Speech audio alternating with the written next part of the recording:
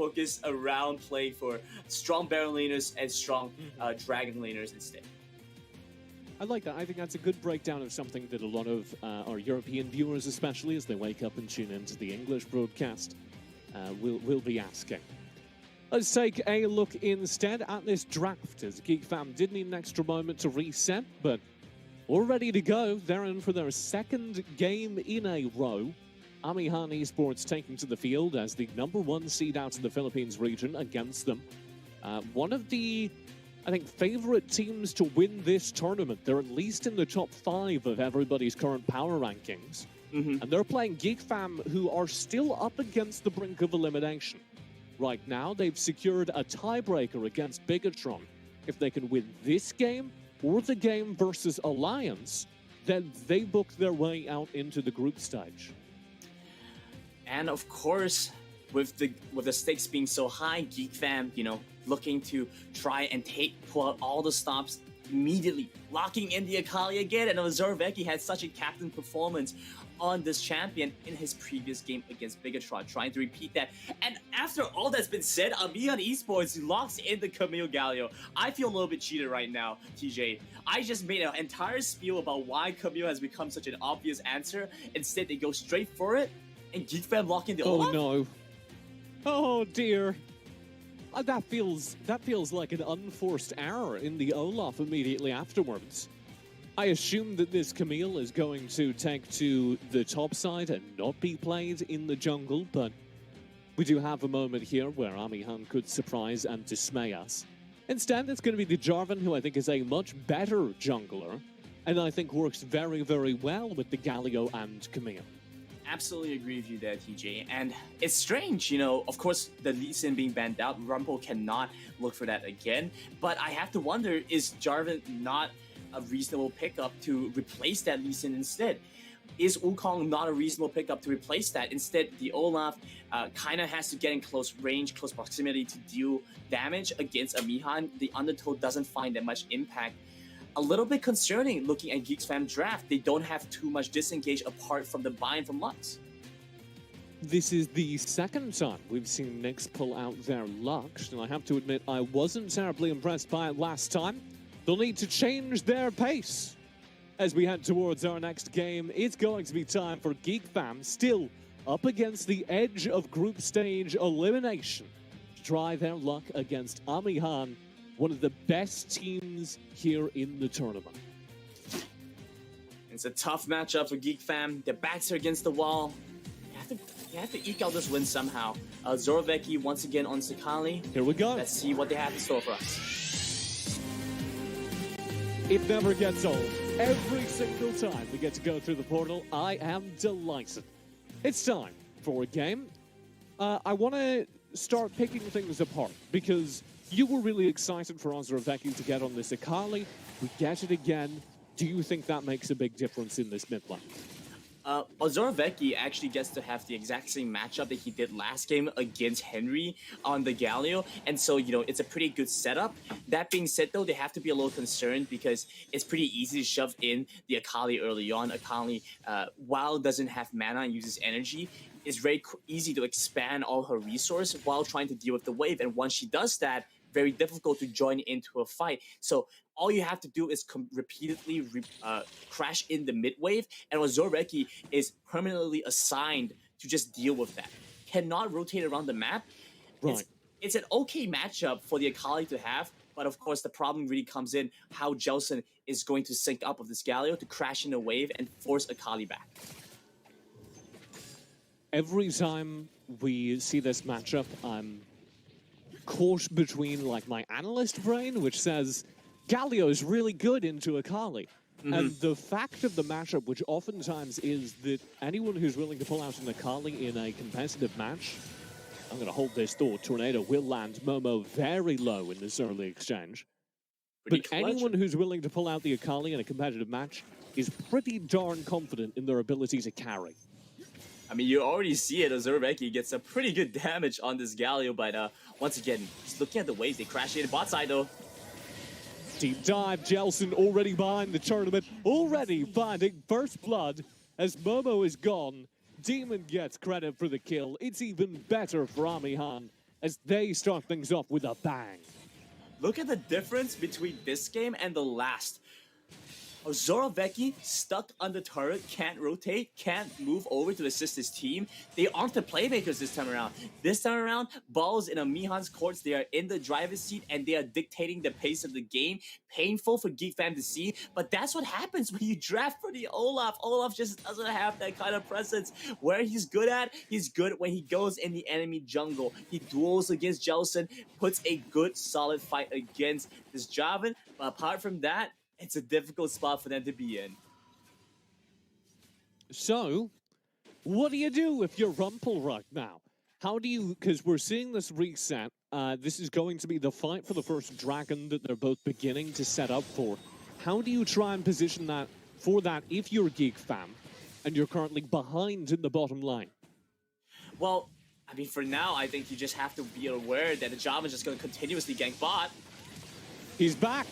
Second time, he's going to get light bound, and Nyx will find that route. Oh, good hold to try and zone Demon back. It found the kill. Very well played by Nyx, ensuring a 1-for-1 positive trade, support for AD carry, and they force Jelson back on low HP. Oh, but he's going to circle right back round. Jelson, even on low HP, goes for a second swing down in the bottom lane, and Momo can't stay ahead of him. Jelson eats the turret shot. It's another 1-for-1 trade. The jungler down with just 23 seconds left before the dragon spawns. Look, I'm happy for Geek fam to find these catches, to find these trade backs, to go 2-for-2 at the end of the day. But my problem really comes, they're playing reactively. Every fight is led by Amihan. Amihan were the ones to engage, to initiate, and because of that, they have so much more control over the tempo. They have to be really, they were so lucky to be able to trade back for both kills, and so this gives them a little bit more space for Rumpel to come in, to set up some control around this dragon. But for the most part, with how reactively DFAM are playing, it's going to be problematic as the game scales on, because Amihan Esports, once the Galio comes online, they're going to be able to jump in with the heroic entrance, set up for these fights, get the lockdown, take down the key carries from Geek fam, because Zoroveki's Twilight Shroud doesn't prevent AoE damage, doesn't prevent the lockdown from Galio and the like. He has to be concerned about that. Yeah, Zoroveki going to be a hard focus for Amihan as this goes forward. Which is why it's all the more important that Momo and Nyx kind of develop as threats in themselves. Because I think if you can full focus a single target, that's what this Amihan Esports team in draft does very well. If you have to pay attention to Momo and Nyx kind of poking around the side, whilst Rumpel and the Shang play frontline, it's very easy instead for Zoroveki to weave their own way into the backlines. Instead, now, Drake. Amihan. Drake will be started here. I apologize, I jumped the gun there. Amihan having to reset off of it, not feeling they have enough control. Right, but Geek fam, they don't have all too much to deal with Amihan's threats, and so question and response not quite there for Geek fam. Drake will reset again. Geek fam still don't have a way in, but if Amihan start the Drake, then Geek fam will be able to walk in round the side, and that's very scary. So Jelson says, I don't need to be here. Somebody else keep an eye on the Drake. I'm gonna go back and do some farming. He's planting potatoes. And this is a huge stalemate, and a little bit surprising to see from both of these teams. You would think that Amihan Esports should be going a little bit more aggressive around these objective fights, considering they've now hit a pretty strong point. Did Jelson get that? He did! He smites it away. So at least Drake will be that spotted out by this redemption, as I think Geek fam are a little tilted by what just happened and automatically start the Drake. Let's make this very messy now. Half HP on the Drake, and they're on the HP. They stay here, keep soaking up these hits. It's going to go down to 2,500 HP on the Drake. Double light binding found. Oh, nice final spark, but it's cancelled out by the Monsoon. The Shack called out in the middle of the pit. Can't get in. Will find the damage. Drake goes over to Amihan, and they turn the fight as well. Good damage from the backline. Zoroveki finds the trait, though. 2 for 2 on the fight. Even trading. Drake to Amihan. Momo still in the pit, still dueling Demon, will find massive damage, but North come out on top, and Nyx trying to find the counter engage onto Demon, can't do so, as Carl roams down from the top side of the map, gets back in the fight, and will find the kill, and may even find more, as Rumpel has just walked up here into Carl's waiting arms, and gone down as well. I'm not quite sure what's happening here, TJ. Geek Fam looked like they had a good spot. You know, they somehow turned the fight around. They might have lost a dragon, but they picked up a number of key kills. Of course, Demon had got out. And so Momo, with that vision, was baited in, and with the support from the Jenna, it changed the tide of that exchange. They lost out in the end.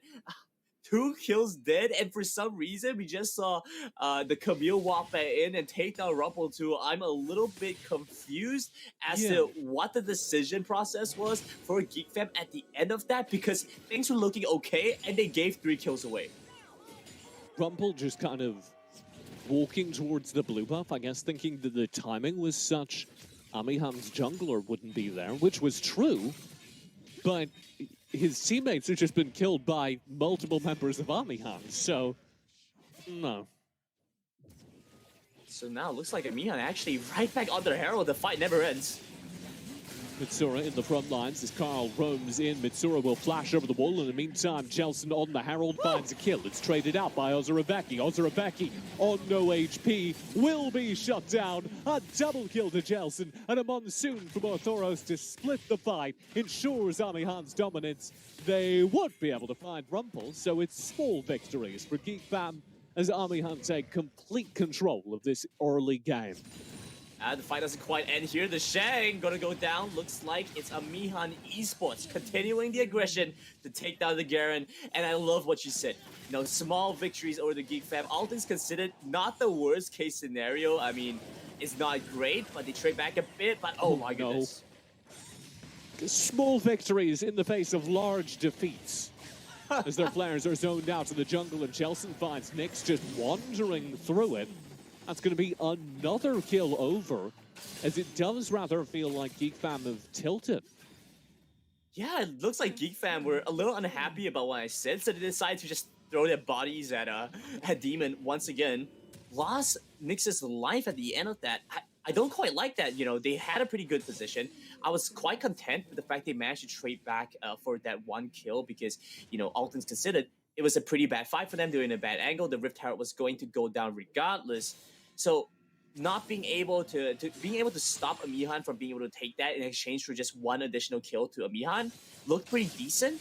Instead, they go back in for a fight that didn't really have to happen. They could have just backed off, reset, you know, delayed for a little bit longer. The Rift Herald was going to despawn.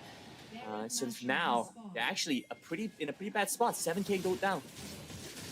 Ozurabeki caught by the Hextech ultimatum. Oh, you're going to have the heroic entrance on top, cancelled out by the stasis, but the taunt is there. And it's another kill to Amihan. They're going to chase Rumpel down. Good management of turret aggro. And the Shang steps up, maybe trying to finish off Jelson, but there's simply no way that works out as Geek Fam continue to walk ever further forward. Mitsura will go down in trade, but that is the only trade as Carl hits a flash hook shot for a kill. And this should be a full team ace. And it's an Oppo team ace for Amihan Esports. The fact that they were able to just go in, dive them all, and take them down. Demon a little bit sad that didn't get the red buff, but doesn't really matter at this point. This Corki is an absolute monster. Comes into these fights and he unloads damage so quickly, but Ozurabeki trades back and takes down the Corki. Just as I was saying it, the caster's curse is real.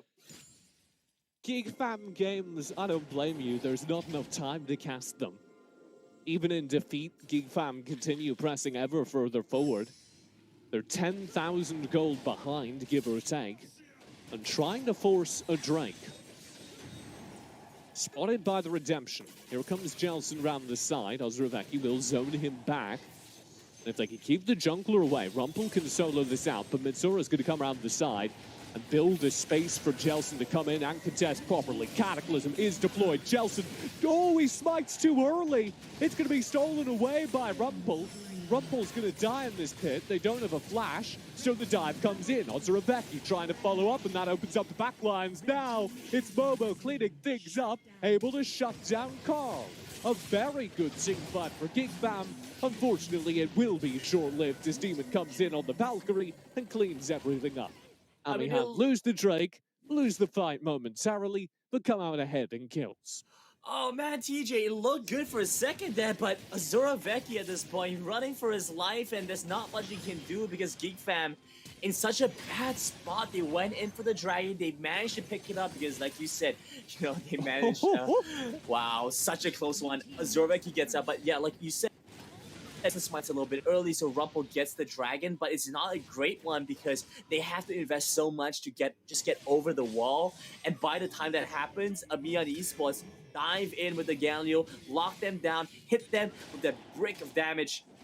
Geek Fam, keep lying on the floor here, kind of got hit way too hard. They are rolling in a puddle of misery as they have to try and claw their way back in. Baron is up, and that's going to be the next obvious objective for Amihan Esports.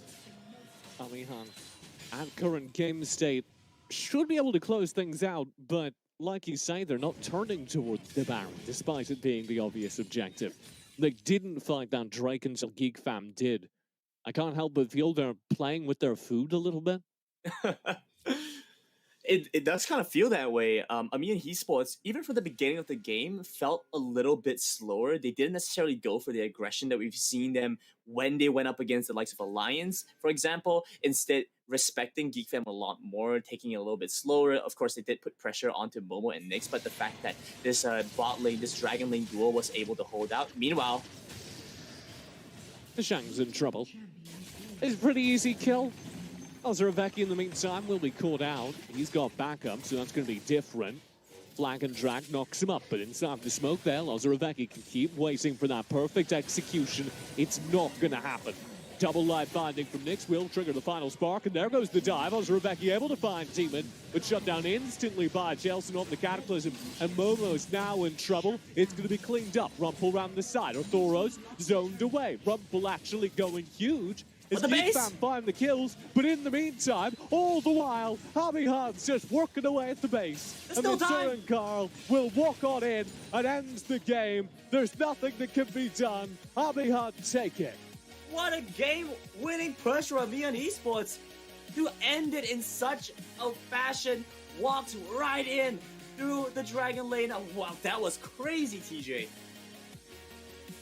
And they show us exactly what the result of the game was, just in case you're curious. The full victory post. That's some Kamen Rider evolution type stuff right there. Right before you evolve. I don't understand that reference. Oh no! Be real with you, Granted. That goes over my head. That's fine. Either way, Amihan Esports take this win over Geek Fam, and Geek Fam once again, right after their win off Bigetron, are back where they started. They are in a tough spot where they have to get away from the tiebreakers, or even just being relegated from the competition entirely. They have to win the next game they play. Yeah, I mean, here are the stakes roughly in the groups. Geek Fam and Bigetron are tied, so either both of them lose every game here on out, and then they play a tiebreaker, I believe, at the end of today.